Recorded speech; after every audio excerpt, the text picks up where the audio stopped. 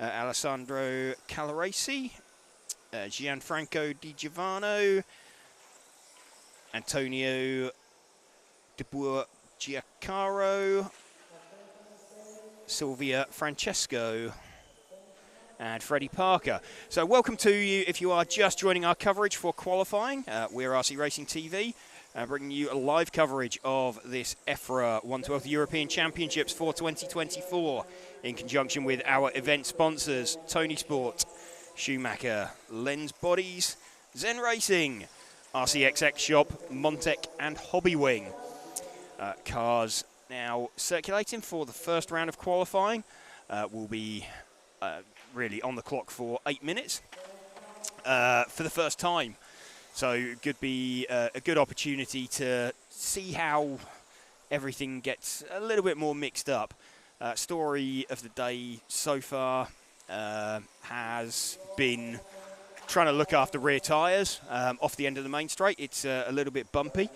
Let's see if we can pick up the lead car at the moment, which is the 3 car of Gianluca Lino.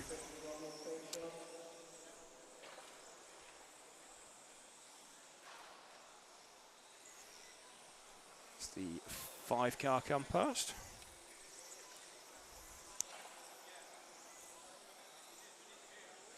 Believe the 3 car may be the white and red coloured car on the main straight now.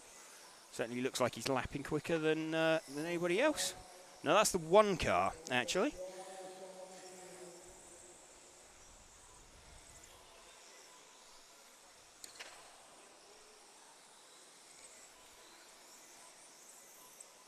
Could be that drivers maybe haven't got the right numbers on yet.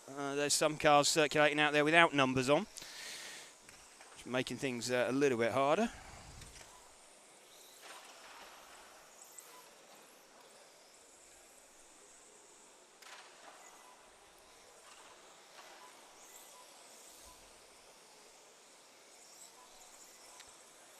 I believe the car we're looking for is the all-white coloured car just coming out onto the main straight now. There we go. Got him. So this our lead car. Let's have a look. A little bit safe. This is the area of the track where people have been struggling a little bit. You can see car looks pretty decent over the ripples. We've got 2 minutes into the run, so 6 minutes remaining. Let's have a look as he comes up. He passes car of Freddie Parker, parked in the barrier. He's got a nice gap in front of him, exactly what you want to see in qualifying. Nice huge gap that you can drive into. Remember, now qualifying has started. They're running on the clock. They're not actually racing one another.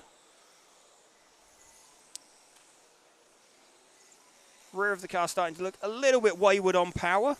It's fairly early in the run for it to be doing that, but we'll see exactly how well that hangs on to it further on in the run.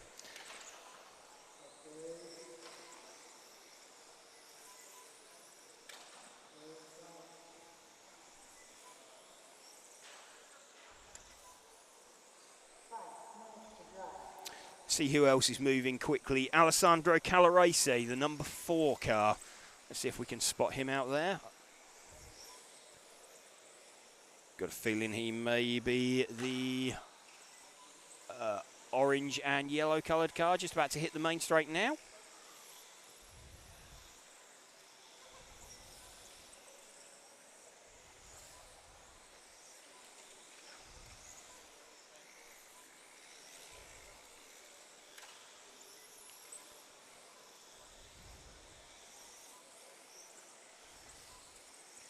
Certainly lapping quickly. So we'll stick with him for a little bit.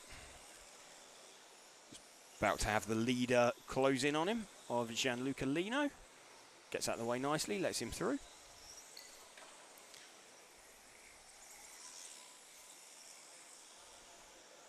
And Freddie Parker's made some good progress. He's up into 4th place with the number 2 car.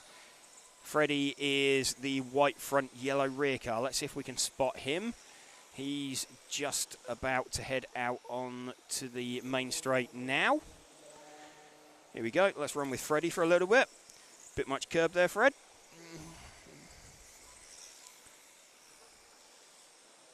Going nicely. First international meeting for Freddie. Doing a good job. Younger brother of Lewis Parker, who's appearing in both stock and modified classes. One of the quicker drivers looking to, ended up on the podium in stock last year. Will be looking to repeat that performance if he can.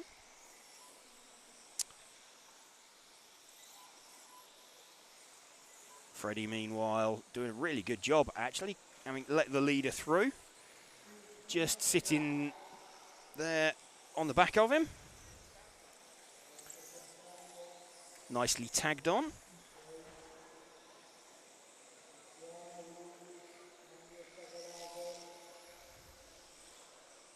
We've got 2 minutes 45 left.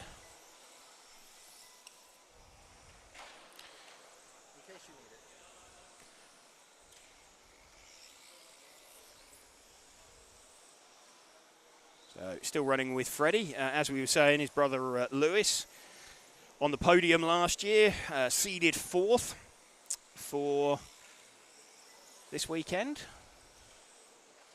Ollie Payne is the top seed for stock. Simon Lauter in 2nd position. Finley Whitelock, great run from him in 3rd. Lewis 4th. Jan Rafalski will be 5th. Morgan Williams will be 6th.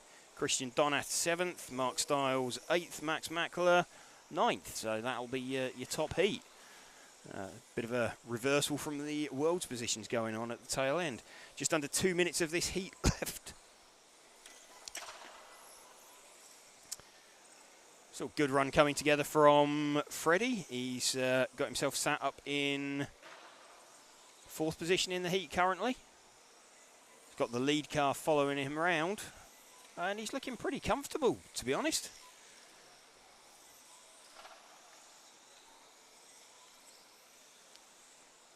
Just a nice run coming together from him. In fact, he's starting to stretch away from the lead car. Not by much, but it's all he needs. Car looks good, car looks stable, car looks planted. A little bit deep in off the end of the straight there, but pretty good, pretty well balanced, pretty well sorted.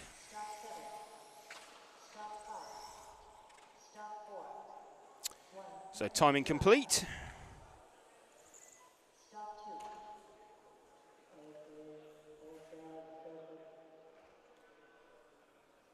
At the end of heat number 1.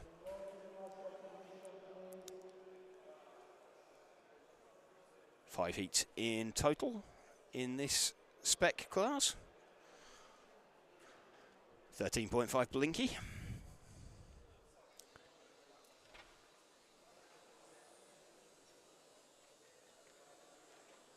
It's a good opening run. Just starting to see a few more people heading up on the driver's rostrum now.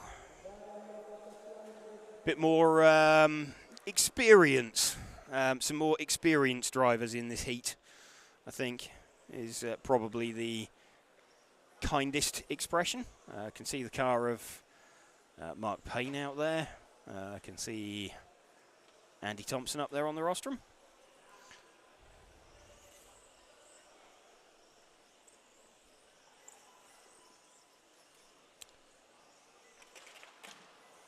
See, Michael Laws has managed to seed himself out of the bottom heat.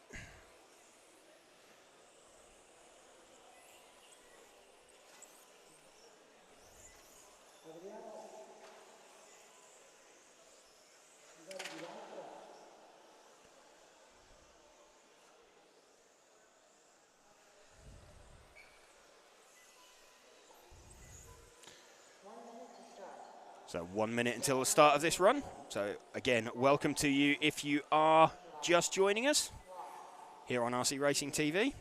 We're bringing you a live coverage of the EFRA 1/12th European Championship. If you're joining us on Facebook or YouTube, welcome. Don't forget to subscribe on YouTube or follow us on Facebook. You'll also see, if you follow us on Facebook, you'll see coverage of the H2GP coming over the course of the weekend. That's hydrogen-powered RC. 7, 6, 5, 4, 3, 2, 1.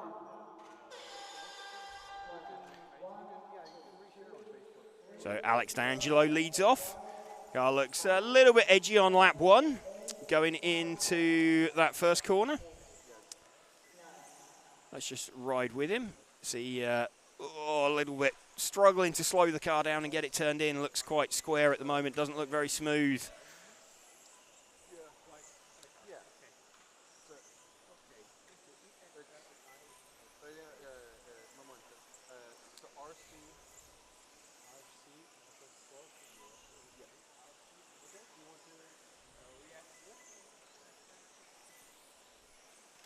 Still going nicely out in the front of the field.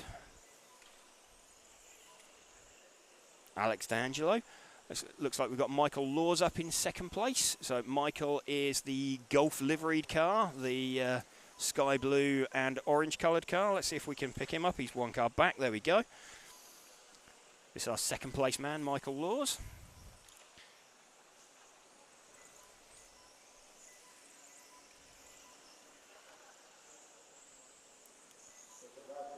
Running quite nicely around the outside of car 2. That's not exactly the place you'd want to be catching and passing someone. It's, car 3 pops some nice wheelies. We've got a failing spur gear on someone's car out there.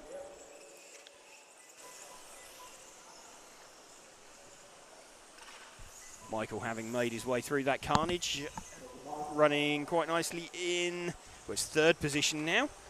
We've got Tim Pansters up into second place. One of our Belgian racers. He is, yes. Is he Belgian or is he Dutch? It was the Dutch anthem, I'm sure. Tim. The Dutch. You know, it's I'm probably wrong. Yeah, I think the kind of my mantra. But no, I just remember his name. Yes. Tim Pansters, and yes, basically Holland is Team Tim this, yes, this weekend. It, yeah. It's going quite well is Tim. Let's see if we can spot him, car number 6. So David Ongaro commenting on Facebook. Hello, David. Hello once again. Thank you for joining us. The 3-time world champion, David Ongaro. Indeed. We've got the car 6. It's the minty green coloured car with the very distinctive yellow wheels on. Just closing in on the back of Michael Laws. So started out 2 seconds behind him, sorry. Now in front of him on the track, so at least 2 seconds in front on the split. In fact, this is now the lead car. So Alex D'Angelo has dropped down the field. The car that we're following is the lead car at the moment, and second place is the one behind him. It's not really a battle for position because they started out a couple of seconds apart. You can see car looking a little bit loose off the end of the main straight, and very, very loose off the end of the main straight. This is the bit of a theme that we're probably going to see over the course of the weekend from a lot of drivers. There's being quick at the start, but that's what's got them here and that's what seeded them here. But it's just trying to hang on to the rear of the car. And once the car's done that once, and you're scared of it then, you're terrified of just cranking the car in and turning the car in. Because you just think that it's going to swap ends and bite you. So really difficult to hang on to and keep your concentration. Mark Payne's got himself up into third place with the 9 car. That's he's a green and white car out there. There's a couple of them, but he is the one he's circulating by himself. He's the second of the 2 green and white cars on the main straight now. So Mark now starting to back it in off the end of the main straight. A lot of experience in Mark's thumbs.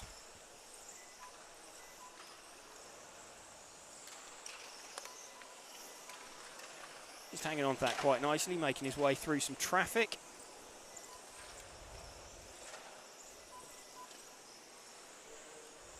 Car just looks quite benign.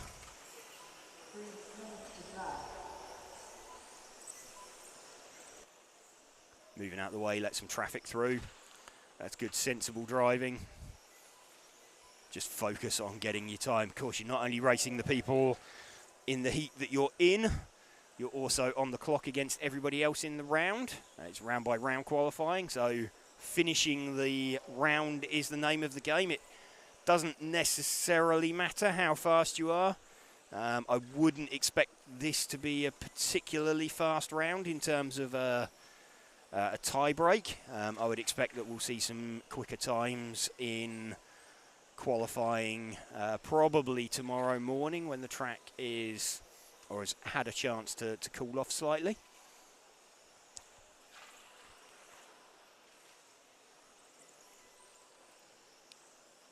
Times don't matter too much unless we get to a situation with a tie break. But can be quite useful. It's always good to have a fast time in your pocket. What do we got? Just under 2 minutes left. Mark Payne still going quite nicely.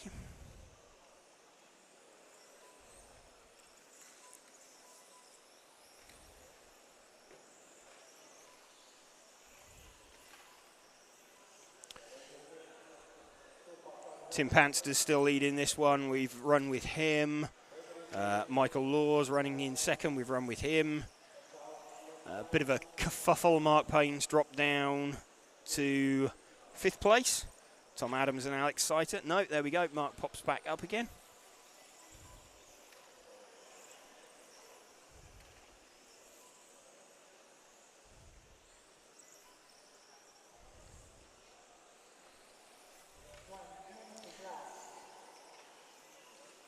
Just seeing, very unfortunate there for Mark. And has a bit of a coming together with Andy Thompson. That's they're sharing accommodation, so could be slightly awkward later. That'll be a quiet car journey back to the villa, I guess. Won't be asking him to pass the salt. Maybe ask him to buy a beer. Yeah, maybe. That's yeah, that's never really what you want to do, but kind of inevitable. Always happens that you'll probably fire off someone who's sat at the pit table next to you.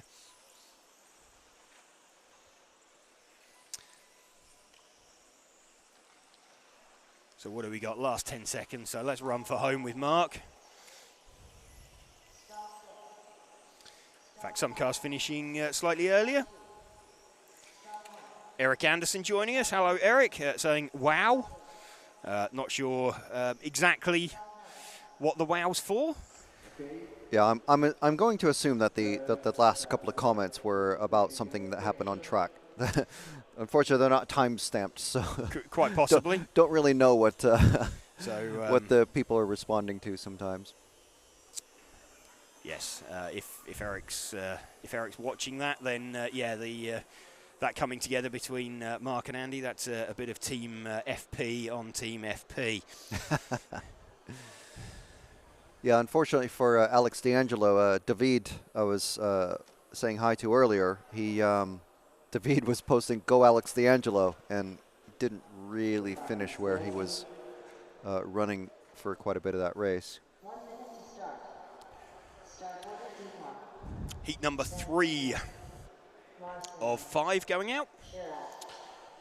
So Jan Dietmar, Werner Spanbrucker. Werner was actually seeded in Heat 1. So he's done well to move himself up. Lucas Larson, Jody Sherritt, Lucas Niderer, Dan Bancroft, Nigel Bowen, Ole Thomas Bryn, and Christian Gier. Werner told me that in the Austrian Championships for 12th, he's usually in the top 5, but he didn't run at last year's Euros in the UK, and for whatever reason, he was stuck in the bottom heat for the practice rounds, but he's moved up. Yeah, I mean, realistically, this is where he'd probably expect to be. You wouldn't necessarily want to seed yourself up into a higher heat. You don't want to overseed yourself. That's always a bit of a recipe for disaster about being in a heat a little bit too high.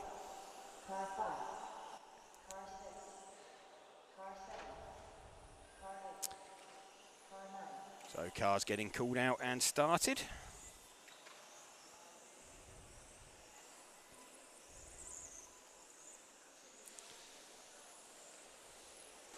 There's our running, well, the numbers of the cars that we're looking at. Yep. You see the spread of nationalities there. So the car's just being called to stop on the straight, so they're ready to start. 7, 6, 5, 4, 3, 2, 1. 1, 2, 3, 4. Quite an interesting tactic, this, people starting further and further back down the straight. I mean, it's the timing loop is, well, it's that loop there, that line there that we've just crossed. So when people sort of come through that chicane, they're crossing it at pretty much racing speed from lap 1, which is why the predicted time that you see for a driver always starts out quite quick and then ends up slowing off. Their first lap will be at sort of full racing speed. If you're having to accelerate away from the line, then you're always going to struggle a little bit. It's the 2 car of Werner Spanbrucker. Looks like he's made a pretty good launch from the beginning. Let's just see if we can pick him up.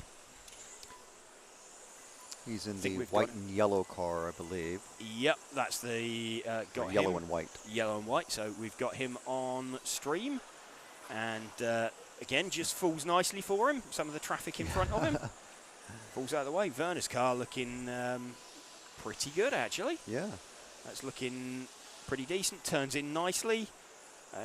Corners very flat. It's carrying a decent amount of corner speed.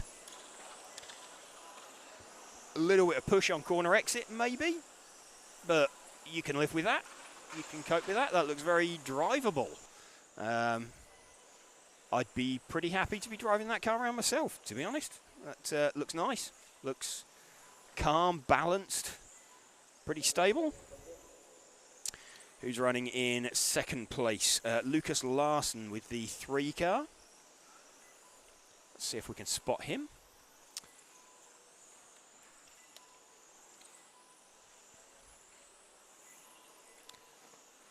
Lucas is he's the all blue coloured car. So having got him on screen, Ben doing a much better job of picking the cars out than I'm able to, from a slightly elevated position up there.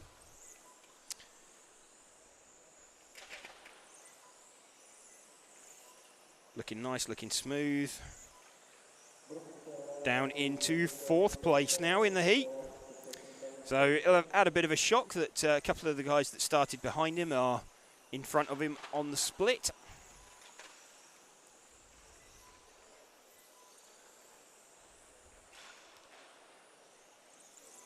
And just moving forwards. Again, people starting to get a bit of a handle on their cars off the end of the main straight. Getting the cars to ride those bumps a little bit better. Favoured line seems to be geometrically, I think the best line is just crank it in at the end of the straight, but the bumps aren't necessarily allowing that. I think staying wider at the end of the straight and turning in from a shallower angle gives you a bit of a better exit and drive through the chicane that immediately follows it. So the car's not having to turn quite so hard on the bump, or on the bumps. Just helping to preserve the rear tyres slightly.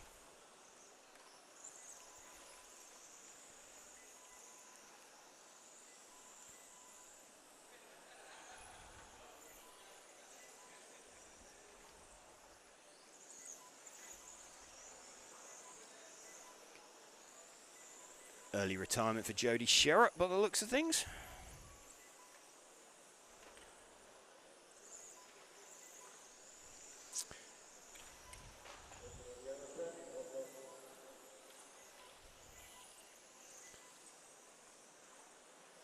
Let's see if we can find the third place car of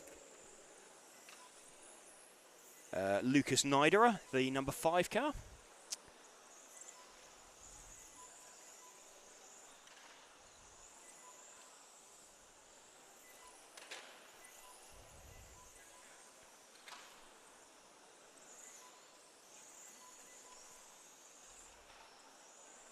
Trying to pick him up out there. Might be the white and blue car. I think it is. Yep. So currently floating around. He's down in 4th position currently. But we'll run with him for a few laps.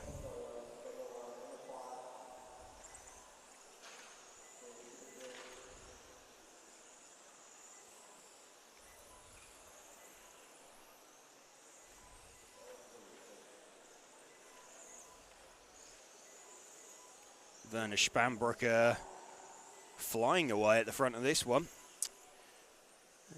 Predicting a time, a 41 lap run in sort of 80, it'll be 801.7, something like that.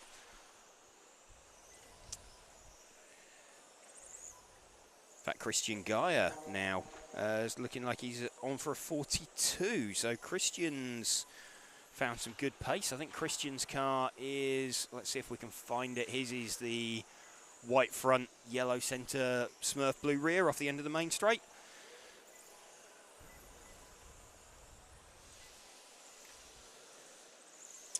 Christian finding some good pace later on in the race. Order being pretty changeable, but starting to find his way through. I think a lot of these guys will be, if they can get themselves a top 20 in round, they'll be pretty happy with that. Gives you a fairly good chance of getting yourself into a B final. And I think all of the drivers would be happy with that if they can. Any of the guys in this heat, if any of these guys can make a B final, they'd be pretty happy with how that would go. Christian dropping off a little bit now.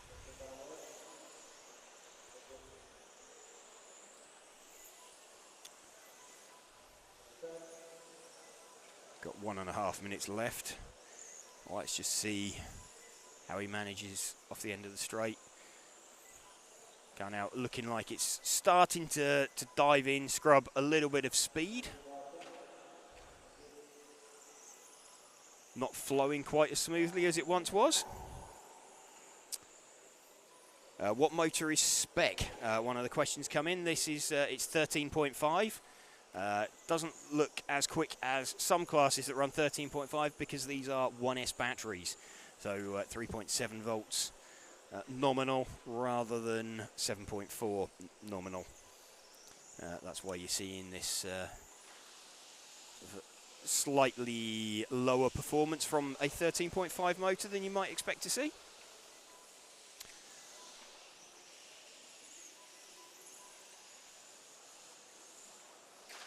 Chris Gaia still in front. Started some way off Werner Spanbrucker. Started 7 seconds off him. So it's taken a little while to update and everything to play itself out.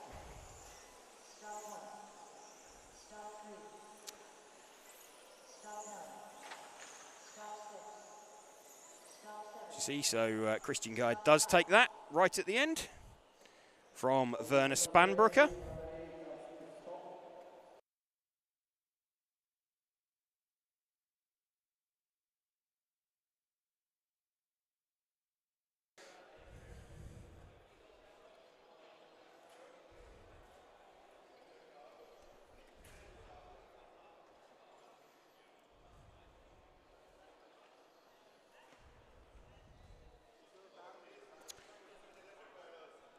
So penultimate heat of spec.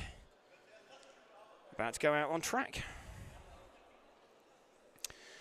Some recognisable names here. Stefan Schultz, Mark Jordan, Stuart Cartwright, Andreas Brinn, Michael Bolt, Stefan Huys, Niels de Gruyser, Marcus Andreasen and Alexander Andersen.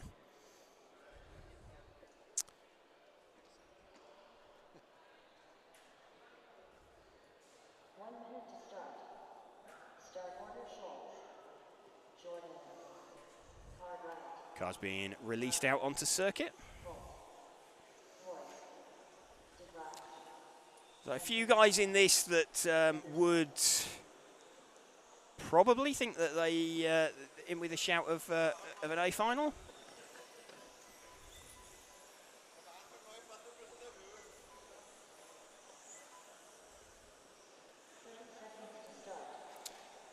So there we go. That's running order for this heat. Stefan Schultz going to lead away with his sort of white and blue coloured car.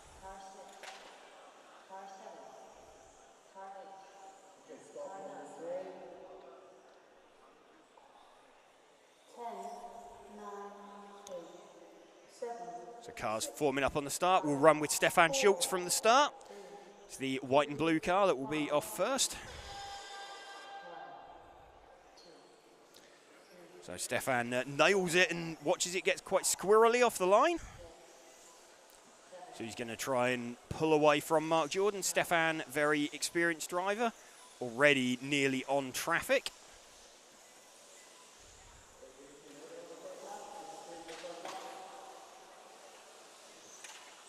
So Stefan trying to hunt down Alexander Andersen. In fact, Alex Andersen has had a pretty decent opening lap himself. He's up to third overall. Gets it very, I think, Stefan Schultz's life flashed before his eyes then, as Alex Andersen got the car all kind of crossed up in front of him.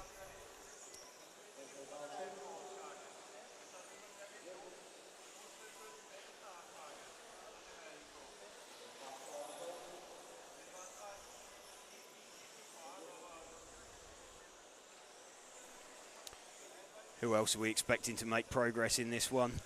The 8 car is pretty rapid. Let's see if we can spot him.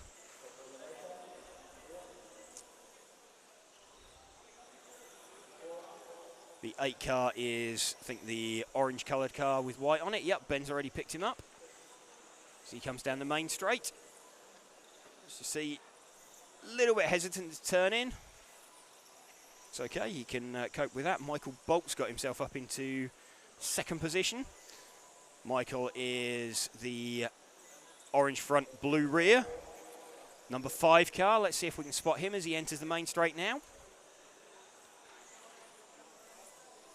So he finished 4th at the Worlds. He's going to be heading towards the car of, I believe that will be Stuart Cartwright that he's heading towards. Yes, it is. So Michael trying to close down Stu on the split. And backwards off the end of the straight for Michael there. Doesn't look particularly nice.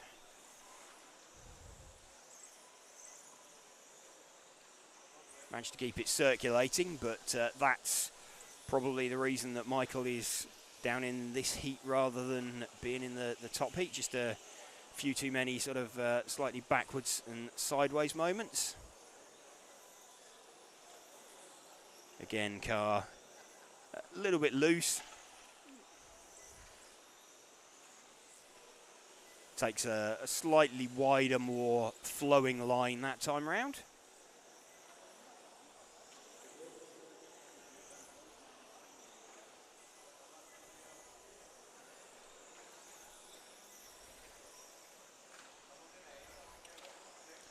In fact, we've got the car of Andreas Bryn, one car back. Let's see if we can pick him up. He is now in front of Michael on the clock. So the red and white coloured car.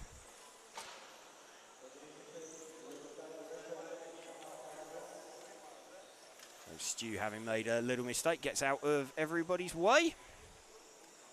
Drops him down the field. Question, are nickel metal hydride batteries competitive against lithium batteries? Does anyone use them? No, is the short answer. The internal resistance of the nickel metal hydride batteries is way too high. Voltage is kind of there, similar at the start of a run with a 4-cell pack, but it just drops like a stone as soon as you put it under any kind of load. So no, there wouldn't be any nickel metal hydride cells in use compared to the 1S LiPo packs. That's completely disregarding the weight disadvantage as well.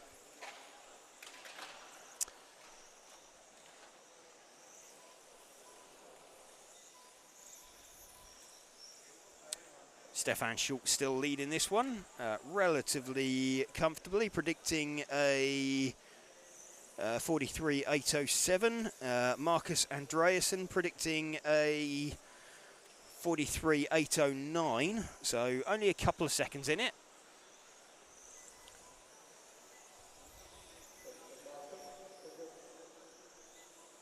Let's see if we can pick up our leader. He's the white and blue coloured car, just on the main straight now.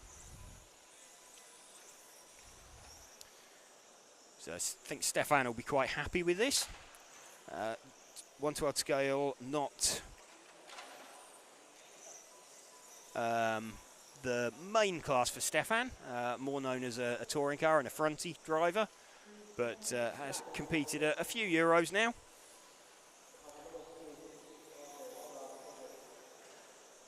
And 1/12 scale, sort of favoured second class for quite a lot of on-road drivers. Does wonders for your reactions.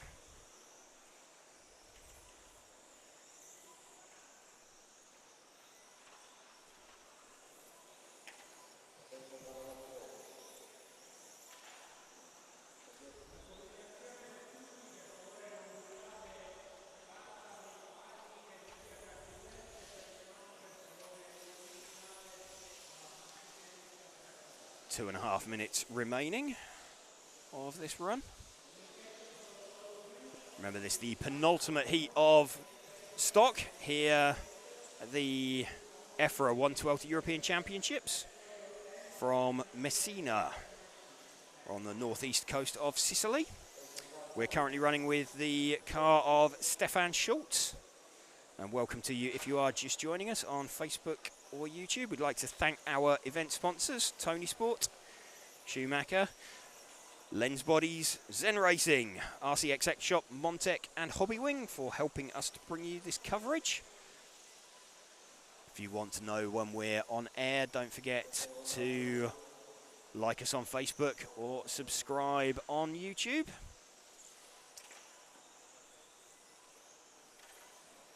Stefan Schultz still just edging away from everybody. He's now catching up to Michael Bolt, who is currently running in third position in the heat. So he'll know that that's a good place to be in. Put nearly a lap into people, nearly a lap into the rest of the heat. You'd think that that would be a good solid top 10. Top 10 in round. That's a lovely way to kick off the evening. So nice run having come together for Stefan. Michael Bolt's car, one in front of him. Michael running in third position, although he's closing in on the car of Marcus Andreasen. Marcus dropping off the pace slightly. See if Michael gets him at the end. Now Michael's got a little bit of a toe as well from Stefan.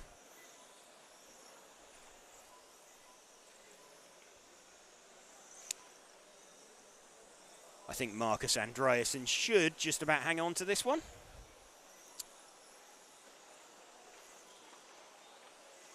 Stop 2. Stop 3. Stop 1. Stop 5. Stop 8. Stop 4. Stop 7. So everybody's just coming in. Stefan Schultz does take that one from Marcus Andreasen and Michael Bolt.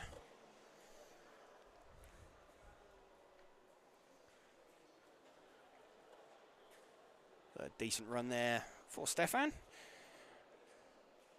With 9 cars to go, so that guarantees him a top 10 in round, even if everybody in the top heat beats him, which is probably going to be unlikely. That's a 43 and 809. That's a pretty decent run.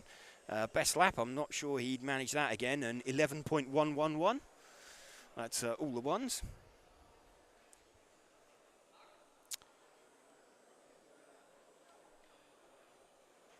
Top heat just being placed down on the circuit. Everybody finding their way around. Starting to see race paint coming out there. Mark Stiles getting serious. I can see his familiar race paint on the circuit.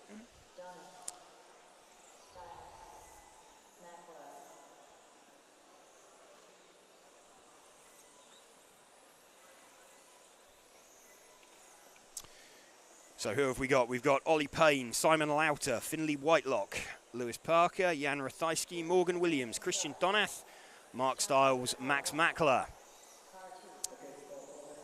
Our top heat. These guys will be, well, we believe they'll be doing battle. Stefan Schultz will be hoping that they don't. But Ollie Payne looking like he had a little bit in his pocket. So we'll see how he manages over 8 minutes. Let's run with him. Car number 1. 4, 3, 2, 1. 1, 2, 3, 4, 5, 6, 7, 8, 9. Ollie Payne then leading away from Simon Lauter. Big gap already that Ollie has pulled. He'll be wanting to get on with this, get down the road, get a round win in the bag. Ollie won this title in 2018. He's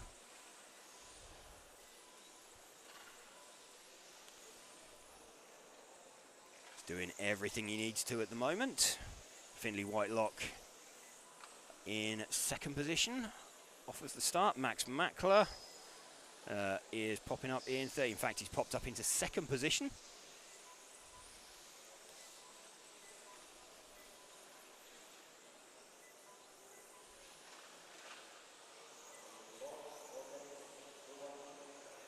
So Ollie closing in on the back of Mark Stiles.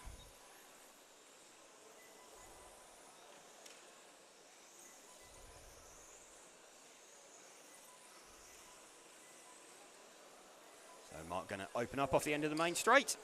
Gets a little bit caught out over the bumps.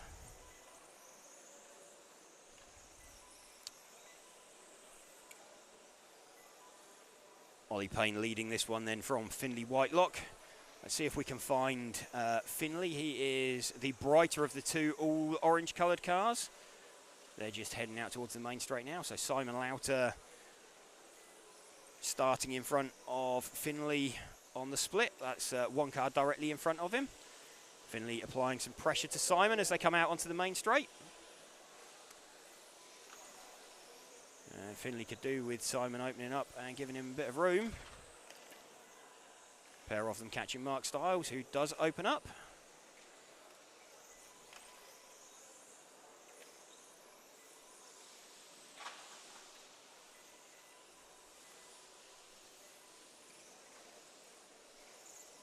Ollie Payne currently predicting a 44-lap run, as is Finley Whitelock, as is Simon Lauter, Jan Rathijski.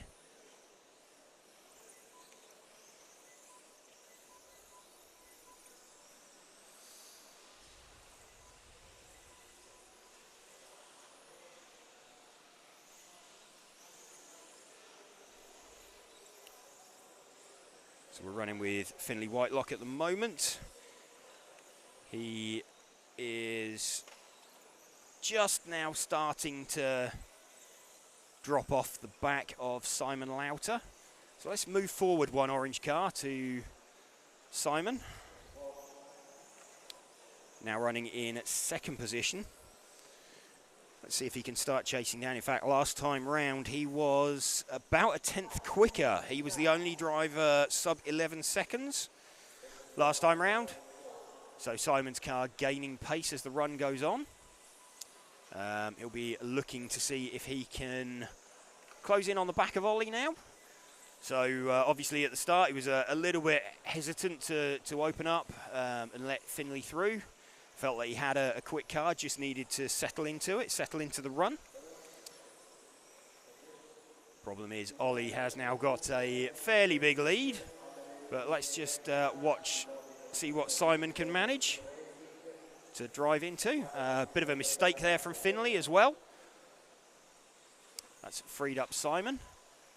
So on the timing screen, Simon has closed in a little bit on Ollie, but Ollie has obviously had to navigate a bunch of traffic. He's popped out the other side of that now. Simon's going to have to deal with them as well when he gets there.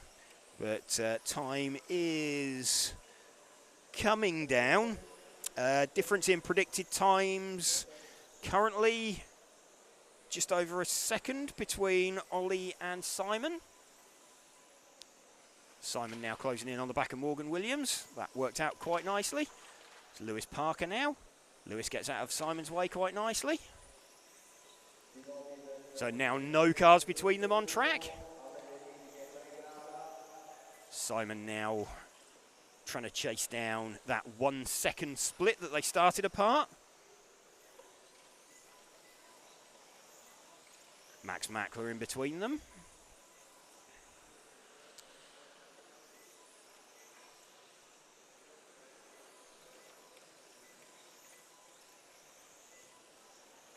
Ollie just rolling up towards the back of Mark Stiles. Simon Lauter passed, well, Max was exceptionally generous there to Simon. Jumped on the brakes. Gap is coming down, coming down, coming down. The gap, it wouldn't surprise me to see Simon take the lead in the next couple of laps. Simon passed Mark off the end of the main straight.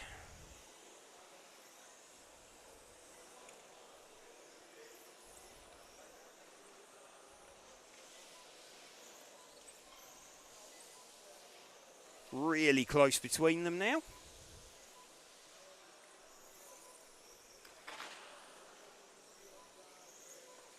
Can see about 0.2 of a second between them on the track.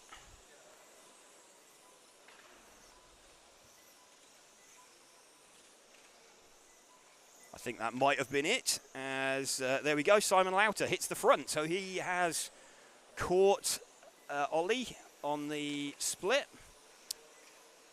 Remember, this is Simon's fourth meeting with a 1/12 scale car, I believe.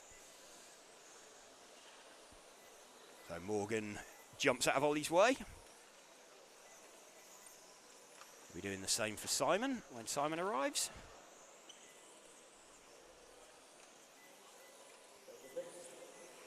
Nicely done, off the end of the main straight. Max Mackler dives out the way. So we're currently running with Simon Lauter. He is chasing down Ollie Payne. He's actually in front on the clock. A little bit of a bobble there over the curb. So started out 1 second between them. Simon just starting to get a little bit scruffy, a little bit ragged. With 1 minute remaining, Simon Lauter leading this one from Ollie Payne. Really very, very close between these two.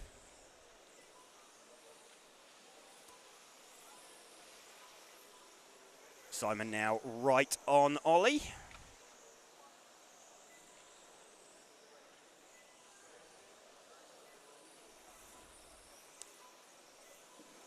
As they come through, he will know that he is definitely in front. Ollie opens up and lets Simon go. Simon Lauter looks at his first official run in qualifying with a 1/12 scale, and he looks set to TQ around in the Euros.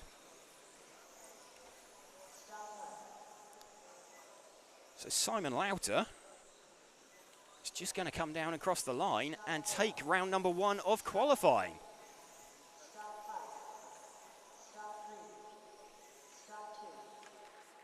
So it's a great run there from Simon Lauter, a 44-lap run, the only one to sneak across. Ollie just misses that 44-lap run. So Simon taking that one with a really good run. That'll cause some head scratching in the pits, I think. Everybody trying to figure out exactly where that pace has come from in Simon's car, but yeah, fantastic run there from Simon. So little bit slow to get into the run at the start, and pace just built and built and built, and had a bit of pressure from Finley at the start, and then just drove up to the back of Ollie. Ollie was pretty generous and opened up and let him through, and just drove away. Marshals, please.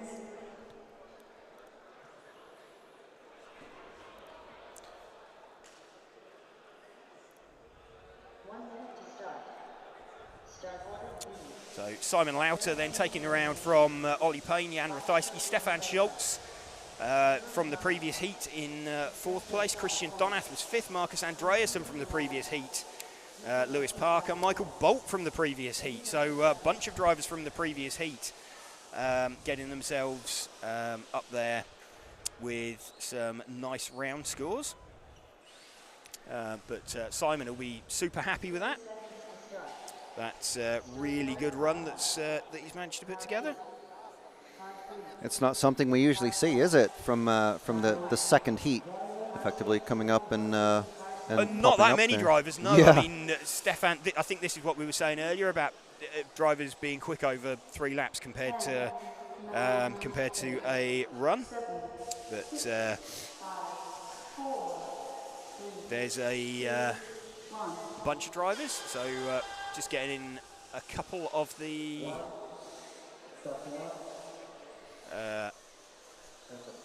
cars of the LC racing class out on circuit. 5, 6, 7, and 8.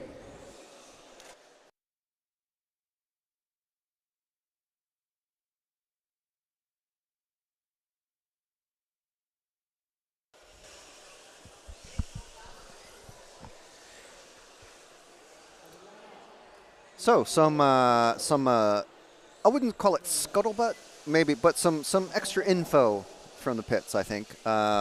So I was able to finally talk to Mr. Moroni. Okay. About the tire changes. Yes. Which we featured quite heavily, I told him. On yeah, relatively. Timing Alexander's 4-tire pit stop. So yeah, that he said that is purely to help Hagberg, basically. He's testing different tires for Alex. Yeah. Yeah. And you know, it's not any sort of development thing or anything like that. It's just to help, and he would he feeds back his feeling of the car, etc. And obviously, you know, they'll look at the lap times, and Alex will be watching his car and make a decision from there to see what Alex wants to use for his race. So yeah, 2 different compounds, or you know, whatever combination they're using, and yeah, so it's well, I mean, if they're production release tires, if they're not testing something new, there's 2 types of hot race tire that are out there. There's the Hagberg edition, and there's the red dot as well. Red dot, not red dog. That is. So yeah, that's no, it's interesting. Yeah, and I've seen this happen before with say a touring car, or in its heyday in the early 2000s, and 10th buggy, where a gigantic team will sort of have their lower ranked drivers test setups for other drivers, or test tires or test whatever, and so it's like immediate feedback on the almost exact current track conditions to the teammates that are basically going to have more of a shot of being in the final or being on the podium. So that's interesting. Also, I was talking to Vito Garacci, who's the AMSCI representative. He's basically every weekend at a Italian national RC event, and he was telling me about this track. So if you notice, James, if you look around, we can't really see it on camera, even if we panned over. But basically, there's I guess it's not linoleum, but it's wood sort of panel flooring. Yeah. Like what you would put in a kitchen or something like that. So that's the track is pretty. I don't think there's any layer between the carpet that we're actually racing on and the flooring. So that is why it's bumpy basically, and it runs perpendicular to the direction of the straight. So as the drivers are looking at it, the lines of the joined wood paneling, or whatever it's called. I mean, you can see on yeah, the you screen can kind now, of see you it. can Yeah, see the yeah, darker lines, and that's where the cars are bouncing and they're hitting the carpet. So if you watch Formula One out there in RCTV land, you'll know that oftentimes there's ripples on the track, especially if a track hasn't been repaved in quite a while. The Formula One cars put down so much downforce and braking power that they actually force the tarmac itself to actually form into ripples. And mountain bike racers or mountain bike riders will be familiar with this. I mean, you do get this with RC tracks as well, with particularly with touring cars braking into corners. Yeah. Especially on carpet tracks, you can get it developed where it stretches the fibers of the carpet, and you end up with ripples. Yeah, and so the ripples were already there basically before they even laid the carpet down. Yeah. So and that's what is making the bumpiness of the track surface. And also, Vito was telling me that during the day it does heat up because it's basically a metal roof over us. All the walls are concrete. There are windows, but they're clear story windows, so they're the very top of the concrete walls. And then there's a domed surface to the roof. But where on one side of the hall there are no windows, and there's literally air gaps between the roof and the concrete walls or brick walls, whatever they are. I think it's concrete. And so all the heat escapes during the night. It cools down. Thus, there's a massive temperature fluctuation basically in the flooring, and that's what makes all these ripples just in the normal flooring. And then you lay the carpet on top of it, and the ripples, they're not going to disappear. They're going to appear basically. They're not going anywhere. They'll just make themselves known during the racing. Just wondering if we can grab Simon over for a little bit of a chat as well.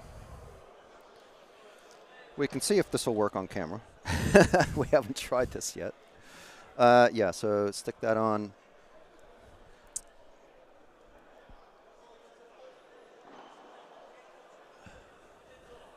Okay, so we're doing it live. So if you go ahead and stand in position there. Yeah, we'll take those off. I'll just talk to you. So, right. So we've got James. We're just going to switch.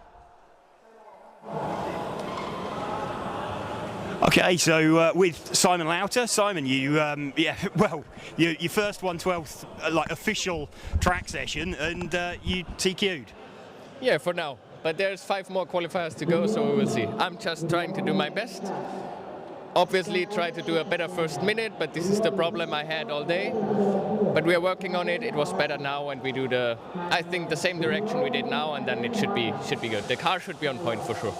I noticed because Finley, the other orange car, was quite close behind you at the start. Did you know you kind of had to just try and stay there for the first minute? I know he got a bit close to you a couple of times. Did you think just if you can just stay there without having to open up, then you can drive away and try and catch Ollie? Yeah, obviously Finley was super fast at the beginning. I think he was quite close sometime, but all the time he was so close that I would have let him by in 1 or 2 corners. He did slight mistakes or curbs or whatever. So I think it was at the edge and it was okay to not let him by. And yeah, I know that my car is better at the end, obviously. And I try to focus on this, not fuck up first minute, and then we will see what happens. Okay, so I mean, did you? I didn't. You know, you caught Ollie, and then I mean, he was very generous and opened up and let you go. You were the only driver to make it on the extra lap as well.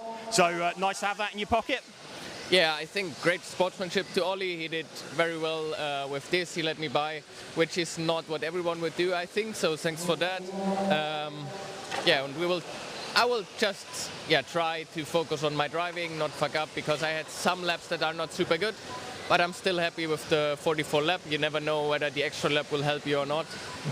And then we will see what happens tomorrow. No, certainly a really good start for qualifying. So well done, and yeah, look, hope it continues tomorrow. Yeah, thanks a lot. Okay.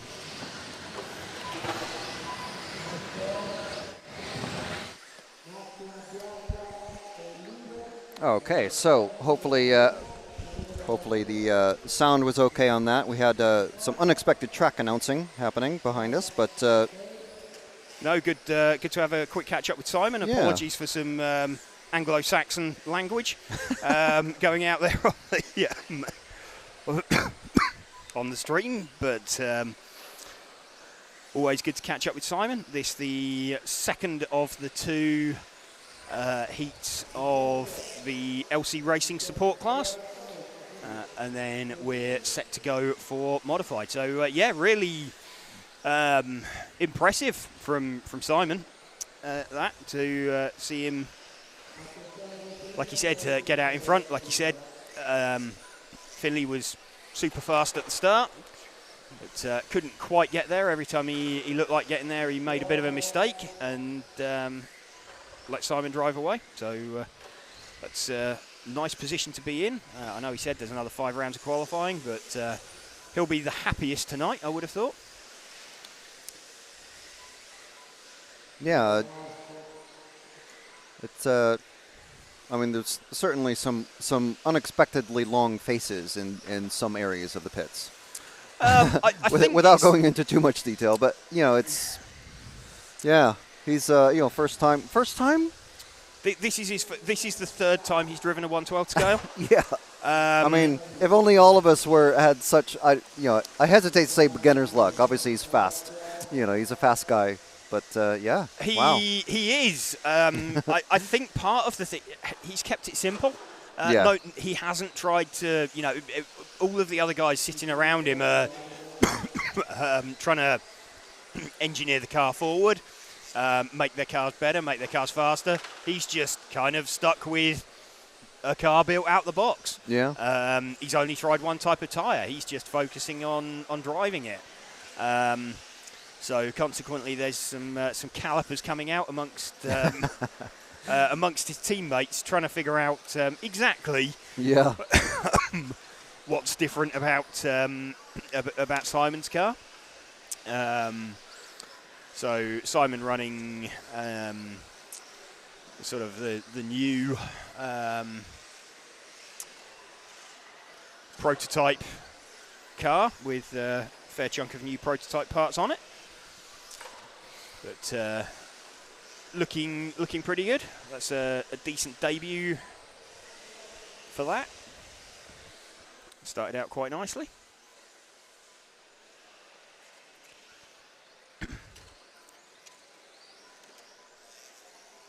So 1.5 minutes of this remaining. Then we get into modified.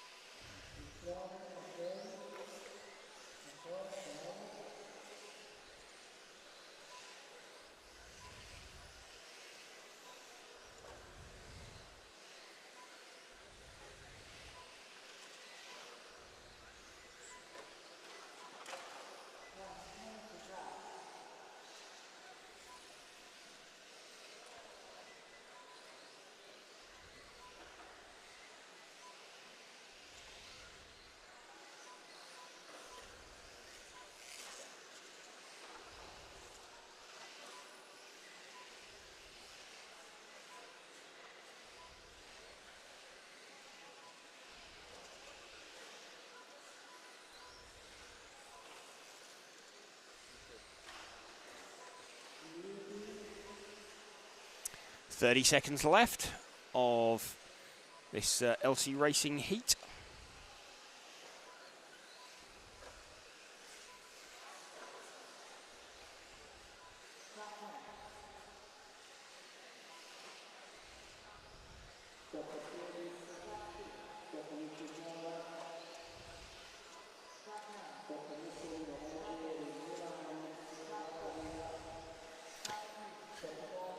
So these guys just finishing up.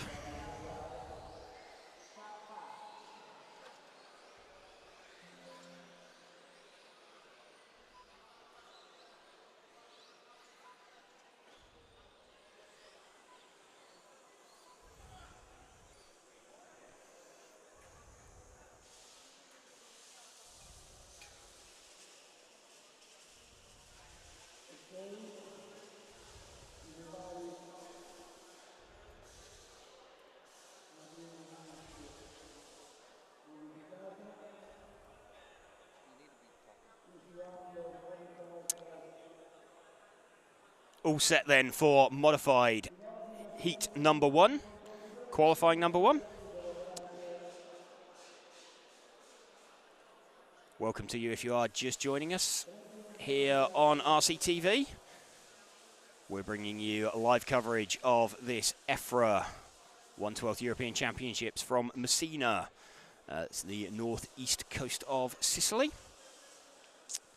Bringing you this coverage in conjunction with our event sponsors, ToniSport, Schumacher, Lens Bodies, Zen Racing, RCXX Shop, Montec and Hobbywing. First heat of modified set to be released out online.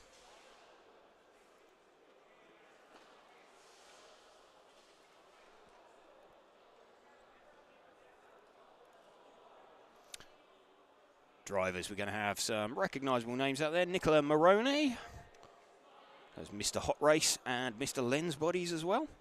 Lucas Larson. Stu Cartwright's supposed to be in this heat, but I believe he's going to be sitting out modified. He's decided that trying to run 2 classes is going to be a little bit of a struggle this weekend. So Alessandro Bianchi, Marco Mecuni, Mario Neri, Marcello Galli and Marco Mazzini will be the drivers.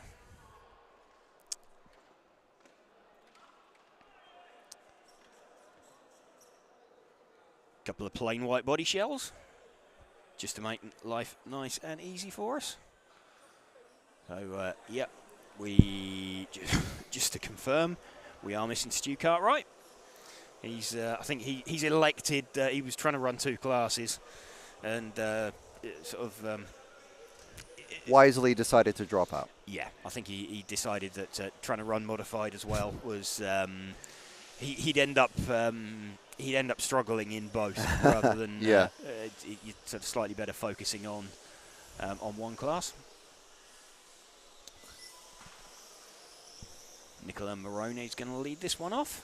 Yeah, I've got my eagle eyes set to look for Hagberg with another set of tires. I would think now that qualifying proper started, I would think it less likely that he's going to change. Yeah, but you know, because he's sacrificed quite a long time. Well, no, it's only just 3 consecutive. But I don't know what his ambitions are to race. For Nicola's ambitions, whether it's now to just like go as fast as he can and do what he can, have a bit of fun on the track, or who knows? Maybe he's still going to try and. I'd be quite surprised. Research. I'd be quite surprised to see him swap. But let's run with the car number 1, the all white, or the first of the all white coloured cars. 7, 6, It's Mr. Moroni, It is. or Mr. Brown in English. Yes. Is Moroni not maroon? Or no? Okay. Mr. Brown. It sounds much less exotic. Mr. Brown does not. It kind of reminds me of a Monegasque Formula driver that was Clivio Piccioni, who the literal translation of his name was Clive Pigeon. which doesn't sound. No. It sounds very different. Yeah, definitely. But, Nicola in third position after the opening lap. Already starting to catch and pass traffic, and that's not going to help him. Doing a bit of a spin on the main straight.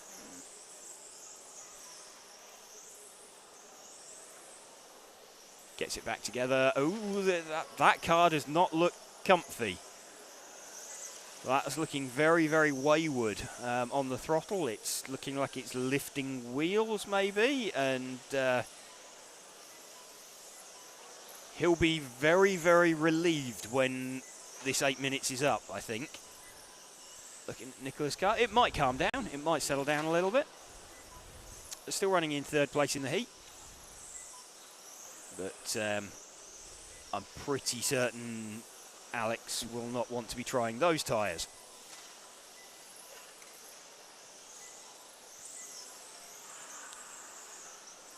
So actually Nicola's car now starting to settle down a little bit.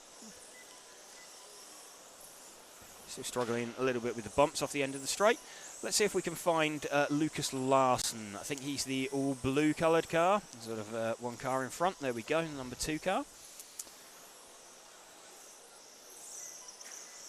So this the lead car. He started out 1 second behind the white car that's following him. So looking at that, he's probably 2 seconds in front. 1 second on the split and 1 second on track.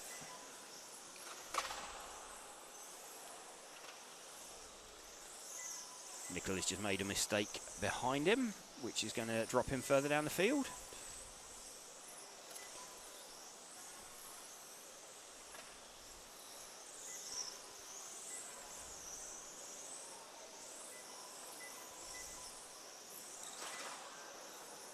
Lucas Larson trying to edge away. So looks like we've got a comment from Mr. Oleg, Automatics. from Mr. Automatics, Oleg himself, saying, applauding, saying well done, Simon. So that was the story of stock, if no one's seen that. Simon Lauter taking TQ for round 1 with his the 4th race meeting he's ever turned up to with the 1/12 scale. Not too shabby. No. Which is, that'll have prompted some little bit of head scratching. So drivers running in this one: Lucas Larson, Nicola Morone, Alessandro Bianchi, Marco Meguni, Marco Mazzini, Marcello Gallo, and Mario Neri. Stu Cartwright on the timing screen, but he has elected to drop out, we believe, of the modified class, and we'll just be running stock for the remainder of the weekend.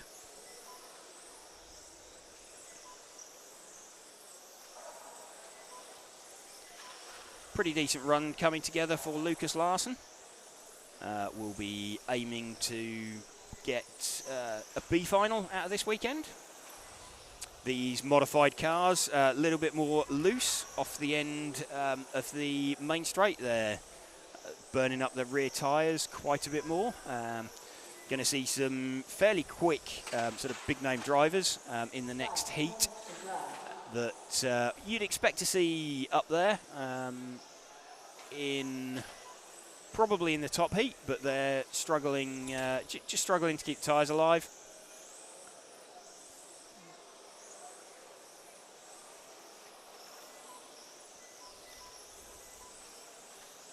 Lucas comfortable out in front.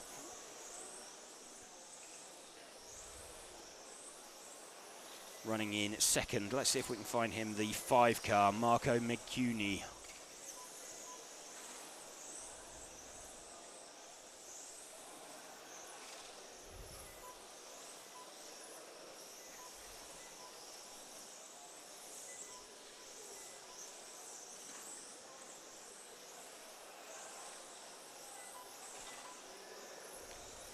So he is the, I believe, yellow and orange coloured car.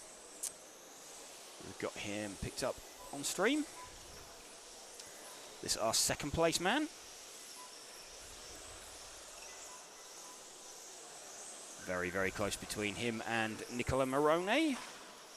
Nicola lapping a little bit slower.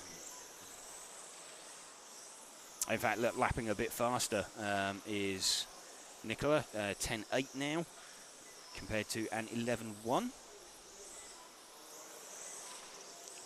Lucas Larsson, the one lapping consistently.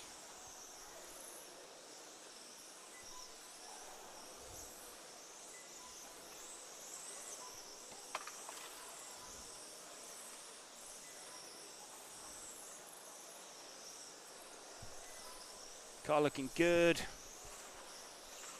A little bit of a bobble there over some of those curbs. Little bit of a sort of double turn off the end of the main straight.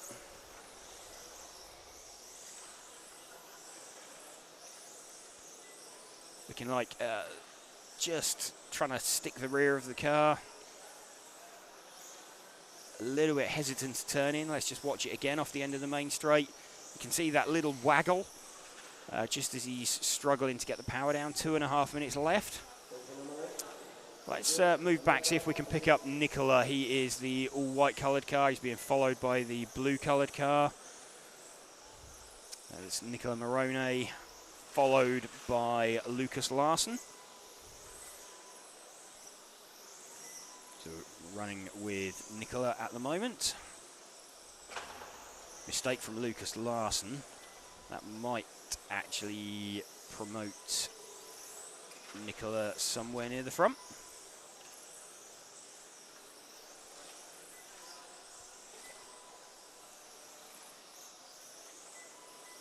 No, he's still 9 seconds back. So pretty comfortable. He's just managed to unlap himself.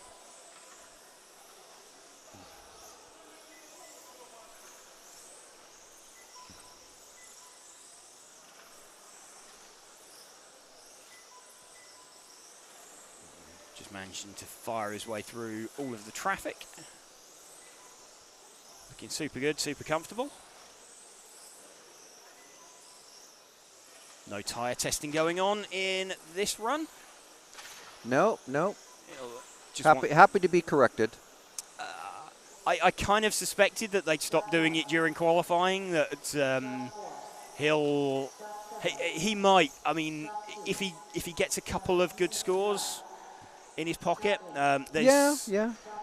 How did he finish in that one? Did he second? Second in that one, yeah. So he can certainly move up, yeah. Yeah, perhaps that's the plan, and then maybe towards the end of the day tomorrow, if Alex needs extra information about the track as it is, sort of at the pointy end of qualifying, then we might see that. Alex looking pretty good actually in certainly over an 8-minute run. I was talking to Jürgen Lautenbach, who runs LRP and Nosrum, which is Alex's battery sponsor. I was asking what he thought Alex's chances were of defending his title. He said it's going to be tight. He says it's going to be tough for Alex. But obviously we'll see. But yeah, I mean, you wouldn't normally, no disrespect to Jan Ratajski, but you wouldn't normally put him quite in that bracket. But he's right up there, it seems. And also running Nosrum. Yes. Yeah. That's. Well, I mean, either way, for Jürgen, it's a win-win. Well, obviously, if one of them win. Yes. But still, I thought it's a bit of a nice little chat with Jürgen actually about that sort of stuff. It's Jürgen's. I mean, he's obviously former 1/10 European or world champion. European, yes. Yeah. And obviously 12 skill racer. From way back in the day. He's a lot more involved now in the sort of trackside stuff. LRP got very, very big, and then very big. Yes. There were a few issues like 7, 8 years ago. Yeah. And Shrunk a bit. Yeah. And back to growing. But yeah, it's no, he's been around a while. He knows his stuff. He does, absolutely. So what have we got here? We have got the penultimate heat of track action for the day. So Lewis Parker will lead off. So this one and one more. Yep. Lewis Parker, the yellow front, pink rear car. Let's run with him. 4, 5, 6, So Lewis having quick in stock. Few issues in modified. The car, that car does look like it's hopping about an awful lot down the main straight, actually. It's the first time I've kind of watched his modified car, but that is making some interesting shapes as it's running down the main straight. We're going to start a bingo thing for you, like Martin Brundle. Yeah, that's A wheel shaped like a 50-pence piece. He yeah. looks like he's wrestling an octopus. I think he'd rather Interesting wrestle an shapes. octopus at the moment. Yeah, that car looks like it's a bit of a challenge to drive. Let's say. And the worrying thing is, this is like 30 seconds in. He'll at 2 minutes they'll get the call from they'll get the call to say 6 minutes left to run, and it's that's a sinking feeling when you've got something that's a bit of a bucking bronco underneath you. Yes, that's bucking bronco. I'm sure Lewis might describe it as something slightly different. Already you can see starting to lose the rear of the car. Let's see if we can find the 4 car of Christian Donath. He is one of the green coloured cars, I believe. This one here, just in yes, front of us, he is. coming around the So, carousel. There we go. Ben's already on him. He's already managed to pick him up. So Christian, another one of the drivers running 2 classes. He's running in 3rd position in this heat at the moment. I think some of these guys maybe will assess where they're at tonight, overnight, and just see if they're going to continue, or do you think a lot of them are going to drop out of one or the other? I think that there will be entirely less effort put into their second cars. It's when you're down to sort of, you've got 8 heats and you're trying to race in 2 of them, and then you've got a marshal for 2 of them. Potentially with a mechanic, it's kind of doable, but everything has to work very, very well for you to be able to run 2 cars effectively. As soon as something starts going slightly wrong, you get a little bit of a challenge. Especially when you're on a new surface, and yes, it's a new carpet, different layout, and all that stuff, and yeah, most definitely. It turns into a bit of a challenge. Let's see if we can find the 2 car of Martin Huddy. He is the all-white coloured car. He's just gone around the carousel and is heading out towards the main straight now. Martin will have pulled in quite a few laps at the Huddy Arena before coming here.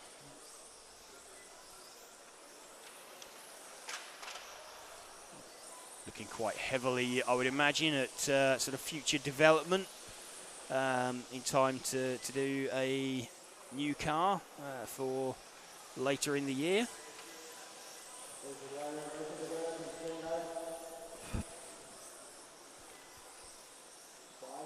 But none of these cars looking super planted.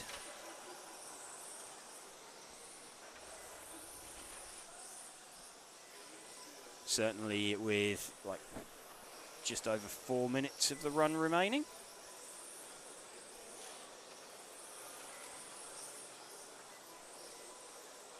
Marcus Andreasen got himself up into 2nd position with the 6 car. See if we can spot him.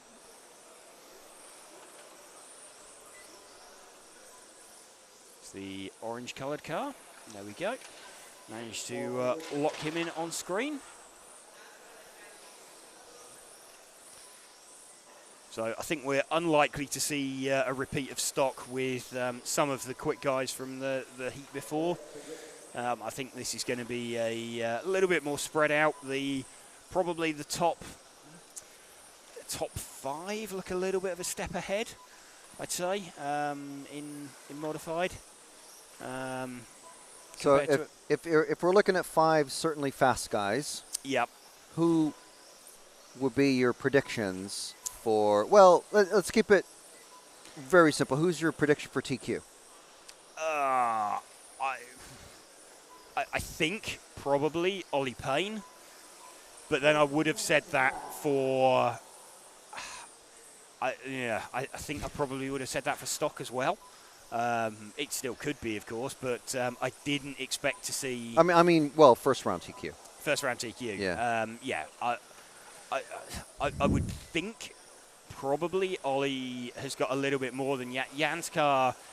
It's super fast, but it looks like hard work over 8 minutes. If Jan can hang on to it, he's in with a shout. But I would think him, Alex Hagberg's going to be somewhere in the mix. He always Alex is just always there, and looking to defend his title from last year in Eastbourne. FC Racing driver, please contact the tires. So those of you watching, whether it's on YouTube or Facebook, whether it's RCTV or EFRA, let us know who you think is going to TQ the first round. There's well over 150 of you watching at the moment, so thank you very much for sticking with us to the end of the first day of the EFRA 1/12 European Championships here from Sicily. I want to thank ToniSport as our title sponsor, and also Schumacher Racing, Lens Bodies, Zen Racing, RCXX Shop, Montec, and Hobbywing for bringing you this coverage for free. If you'd like to support RCTV, you can join the RCTV Heroes by clicking Join on the RCTV channel, or check out rcracingtv.com and get some merch. Very comfortable hats, sweaters, t-shirts, beanies, all sorts of things. We're working on a stuffed animal, probably. I don't know, maybe. Now that I've said it, maybe we are. Who knows? But yeah, so we're gearing up for the final round of Mod Q1 Heat 3, which is the fastest guys in Mod. Yep. Several world champions, many, I mean, what is it? Probably well over a dozen European champions in the championships spread across the various drivers. Oh, without a doubt, yes.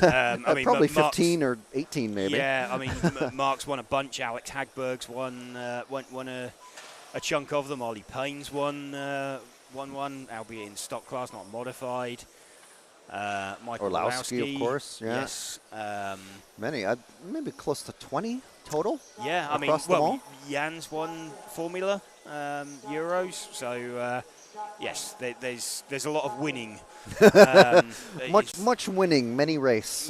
Yes, about to go out on track. Martin Huddy taking that one. He'll be happy with that. Top 10 in round. That's pretty decent. Could get into the main. He could, yes. If he can sneak it into the back of the main there, he'll be happy with that. So that's a decent start.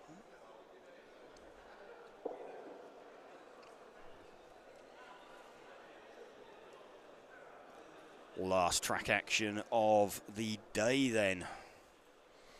Modified cars, 6.5 ton motors getting dropped out on the circuit.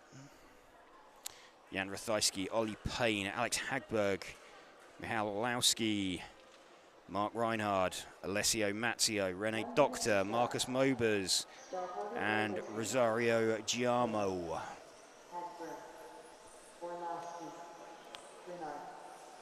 Car's released out onto the circuit.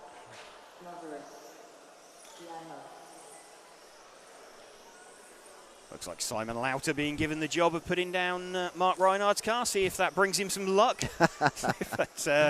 if that rubs off on him.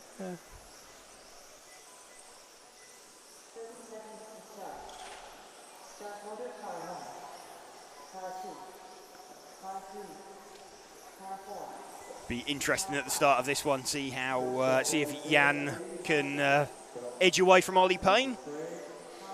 We do have one prediction in the chat from Pekko Ivanen. He's saying Mikal, go Mikal. I mean, he's obviously got the talent. Yeah. Car looks... teammate, should we say, in case anyone's not aware. Yes. So how are you, Pekko? Hope Start you're out well. with Jan's car. Jan running race paint. Be looking to just edge into this. And Jan, I think he's probably realised that this is going to be a tyre life thing. Ollie just eating up the split on him. And Ollie's car just in the back of shot. Ollie most certainly going to be in front on the clock. Jan still running in second though. Jan doing what he needs to. Remember, this is kind of a little bit of a repeat of what we saw earlier with Ollie legged it away at the start, and then that allowed Simon to close in and catch him. So this might be a case of slowly catchy monkey. Mistake there from Jan. And he was actually very, very generous there. He got the car sideways and then sort of turned himself out, inside out, basically, to allow Ollie the space and not disturb him. Helpful racing etiquette. Absolutely. Who else have we got out there at the moment? If we move back like 2 cars, we've got Alex Hagberg, the white and green coloured car. Let's just see if we can run with him for a little bit. Alex running in 2nd position currently. Oh, mistake from Ollie Payne coming onto the main straight. Is that going to put paid to his prediction from James Stewart here? Quite possibly.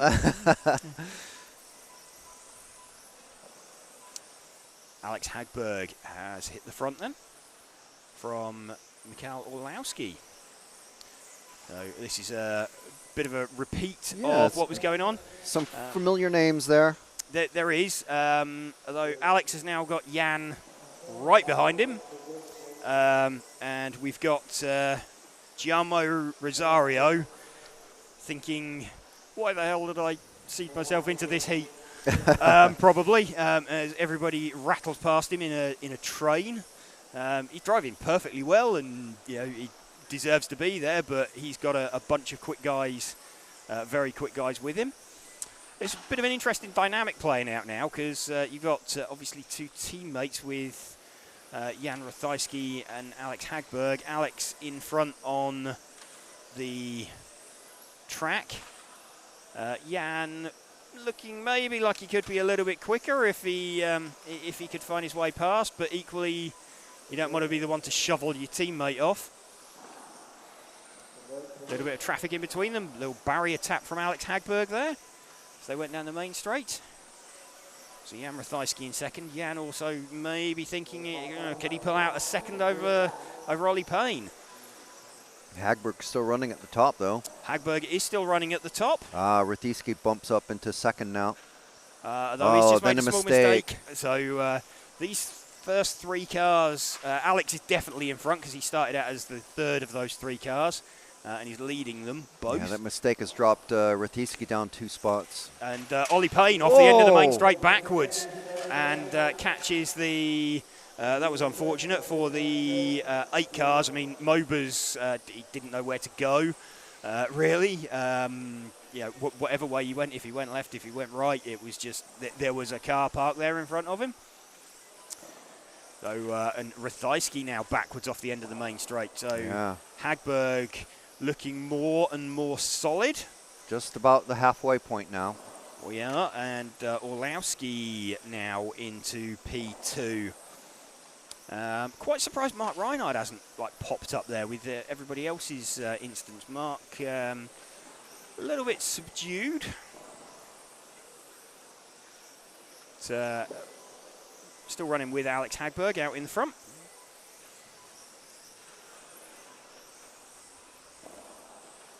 Rethicki back up into the second spot, but is Payne going to take it back off him? Orlowski does. Yeah, Jan's car starting to look pretty nasty out there on circuit. If we can move back and find Jan's car briefly, the white and black coloured car. So, yeah, if you start to look at this, this is what he was quick over 3 laps, but we're now sort of beyond the 5-minute mark, and that does not look like a nice car to drive now. Just watch it sort of fishtail everywhere as he tries to get on the throttle. Car slews sideways. It's really not comfortable. Move back 2 cars to the all-white car of Michał Orlowski, running in 2nd place currently.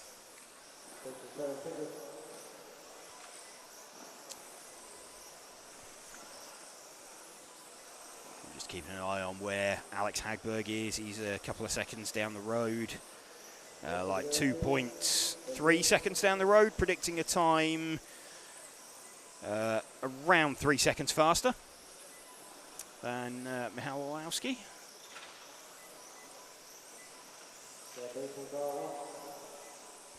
So just be looking to keep it moving. Traffic not falling particularly nicely for Michał either. He's managed to find his way past Jan Rethicki and Ollie Payne. But Alex Hagberg's car starting to look a little bit loose. 2 minutes left. 2 minutes left to go. Let's pick up Alex again, the white and green coloured car. He's making some shapes off the end of the main straight. That's just coming down out onto the main straight now. So this is our leader, and he looks like he's a little bit hesitant to commit to turning in. And we could actually see Michael Orlowski hunt him down. There's no traffic in between them now. So just seeing Alex onto the main straight. There's about the length of the main straight between them. Gap is coming down. It's about 9/10 of a second now as we enter the final minute. So we're going to see if Michael can drive himself forwards into the back of Alex. Alex will see him coming. Less than a minute now. Much less than a minute. Mark Reinhardt's got out of the way of Alex Hagberg. Cranks it in. Michael's car looking a little bit safer, a little bit more comfortable. They started out 1 second apart. Gap now just around 6/10 of a second between them. 30 seconds left. It's going to end up pretty close on this one. Orlowski now, let's have a look as he crosses the line. Where is he relative to Hagberg? Orlowski's actually hit the front, so Orlowski now in front of Hagberg on the split with 30 seconds, 10 seconds left. So into the final 10 seconds, and Hagberg sideways off the end of the straight and straight out of the way. Let's have a look. Michael Orlowski has, I believe, taken that one right at the death. He gets that one by about 6/10 of a second on the last lap. So I think we need to try and grab hold of Michał, if we can, and have a bit of a chat with him. So we'll just try and grab hold of Michał right at the, see if Frank can get hold of him for us, just so that we can have a bit of a chat.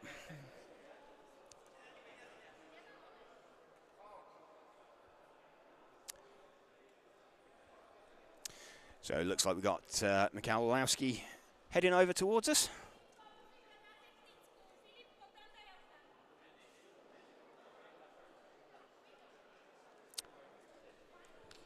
So Mikhail coming over just for a bit of a chat. We'll just dive in front of the camera with him.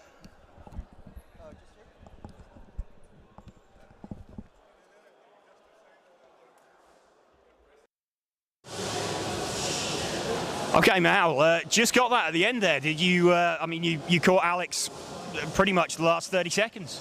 Yeah, I don't know what happened, to be honest, because all practice we're working hard to catch Alex towards the end of the run.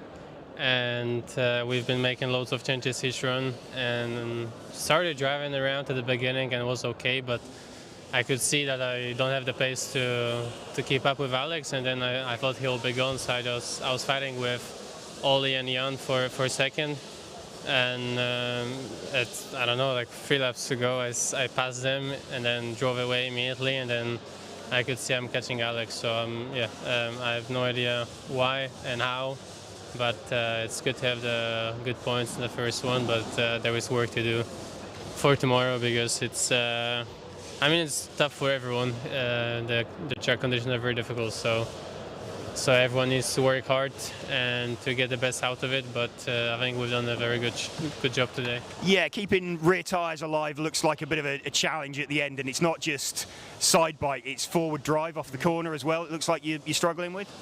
I mean, the whole cut just doesn't feel right, but I'm sure everyone else is struggling with that. I'm even struggling to go straight on the straight. To be honest, that's the most difficult part of the track for me, just to drive straight on and then finish off the straight well with that hard braking point. So yeah, I think we've done a good job today, but there's a lot more work to do. Okay, well done. Obviously, that's it's one round in the bag anyway, so it's a good start, and try and win back the title you had a couple of years ago. Yeah, I hope so. It'll be exciting and definitely difficult finals. Okay, well, good luck. Thank you. May as well finish it off there. Okay, so that is our track action for today wrapped up. So we've seen Simon Lauter catching and passing Ollie Payne at at the end of the modified class, stock class, and we've seen in the modified class just seen Michal Orlowski catch and pass Alex Hagberg. So looking pretty decent. Sets us up quite nicely for tomorrow. We'll be back tomorrow with the rest of qualifying, so another 5 rounds of qualifying to squeeze in tomorrow, and should be a good day's worth of track action before we get to finals on Sunday. So again, thank you to our event sponsors: ToniSport, Schumacher, Lens Bodies, Zen Racing, RCXX Shop, Montec and Hobbywing. We've been RC Racing TV, and we will look to see you tomorrow.